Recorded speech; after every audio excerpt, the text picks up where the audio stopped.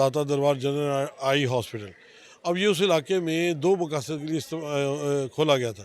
एक तो ज़ायरीन पूरे मुल्क से आते हैं जो दाता दरबार पे पहुंचते हैं, और दूसरा उस इलाके के गरीब आवाम के लिए वेलफेयर हॉस्पिटल था जो कि फ्री सर्विसेज दे रहा है। उसमें गायनी की वार्ड है, उसमें आई के सर्जरी है, उसमें डेंटिस्ट है, उसमें बच्चों का वेलफेयर का सारा मामला है।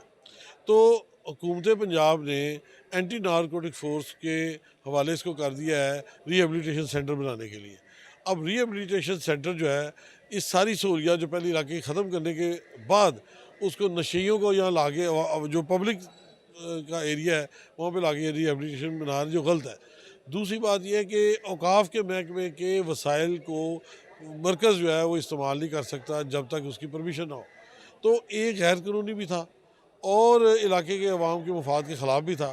तो इस बिना पे कोर्ट ने इस ऑर्डर को सस्पेंड किया नेक्स्ट डेट ऑफ हेयरिंग में, और उन्होंने रिस्पोंडेंट से जवाब तलब कर लिया है। प्राइमरी एंड वो जो है मेडिकल, वो गवर्नमेंट ऑफ पंजाब और एंटी नारकोटिक्स फोर्स, इन सब से जवाब तलब कर लिया। जी बिस्मिल्लाहिर्रहमानिर्रहीम। नाज़रीन, मैं हूं आपका होस्ट अजीम चौधरी और आज एक बहुत ही अहम प्रोग्राम लेकर मैं आपकी खिदमत में हाजिर हुआ हूं। नाज़रीन, आपने दाता दरबार मशहूर हस्ती हैं, लाहौर में, पाकिस्तान में, बल्कि पूरी दुनिया में मशहूर मरूफ हस्ती हैं। उन्हीं के नाम से दाता दरबार जो दरबार है उसकी बैक साइड पे एक हॉस्पिटल है जिसका नाम है दाता दरबार आई एंड जनरल हॉस्पिटल। तो ये हॉस्पिटल 1961 में इसका इफ्तिताह किया था उस वक्त के गवर्नर अमीर मोहम्मद साहब ने। ये एक बहुत अच्छा फलाही इदारा है। यहाँ पे तकरीबन सैकड़ों की तादाद में मरीजों को रोजाना देखा जाता है। इसमें सिर्फ आंखों का ही नहीं, बहुत से दूसरे शोबे भी हैं जिसमें गायनी, उसके अलावा डेंटिस्ट, सर्जरी और आम जो मरीज होते हैं एक्सरे, ईसीजी और अल्ट्रासाउंड, ये वो, यानी कि इसमें मुकम्मल इलाज है जो जिसकी चीज इंसान को जरूरत होती है। सिर्फ इसमें इमरजेंसी नहीं है, इमरजेंसी सिर्फ गायनी वाली साइड पे है। तो ये बहुत एक अच्छा और उम्दा कारकर्दगी वाला हॉस्पिटल है जो उस इलाके की इतनी बड़ी आबादी को ये कवर करता है, जिससे जो म्यो हॉस्पिटल पे बर्डन पड़ना है या किसी और हॉस्पिटल पे पड़ना है वो कम हो जाता है।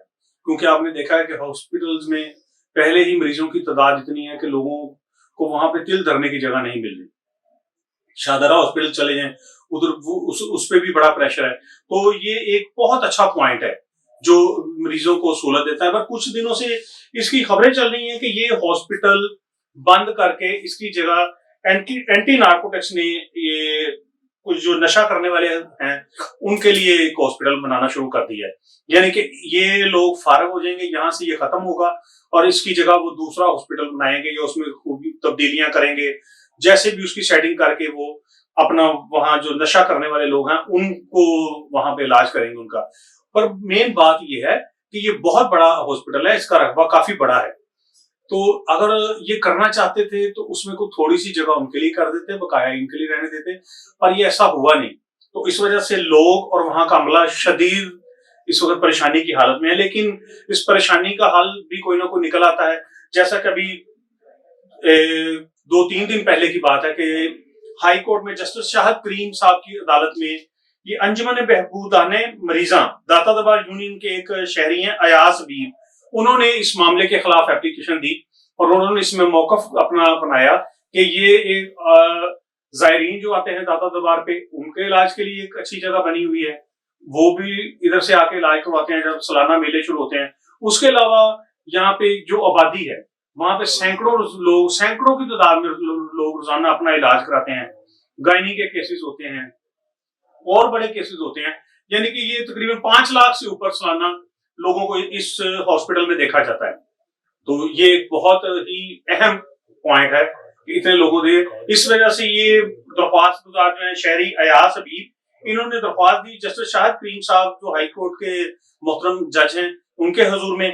तो उन्होंने फौरी तौर पर इसका एक्शन लिया और इसमें शहरी अयास हबीब के वकील थे असद मंजूर भट्ट, तो उन्होंने इनके हक में स्टे ऑर्डर दे दिया और निगरान हुकूमत और जो है सेकेंडरी हेल्थ और जो इससे दूसरे लोग हैं इसके अंदर इन्वॉल्व, उनको स्टे ऑर्डर के अंदर मना कर दिया है कि वो इसकी तोड़फोड़ और इसके अंदर कुछ नहीं कर सकते।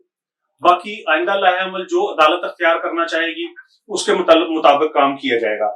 ये और इसके अलावा उन ऑर्डर्स में एक बात ये भी है कि निगरान हुकूमत औकाफ की प्रॉपर्टी को या उसकी चीजों को औकाफ को, महकमा औकाफ को टच नहीं कर सकते। निगरान हुकूमत है, उसके इतने इख्तियारात नहीं है कि उसने वहां पे तोड़ फोड़ भी शुरू करवा दी, उसने वहां पे सारा काम शुरू करवा दिया। तो ये इन लोगों के लिए एक बड़ा खुशखबरी है, जो घबरा गए थे, सहम गए थे।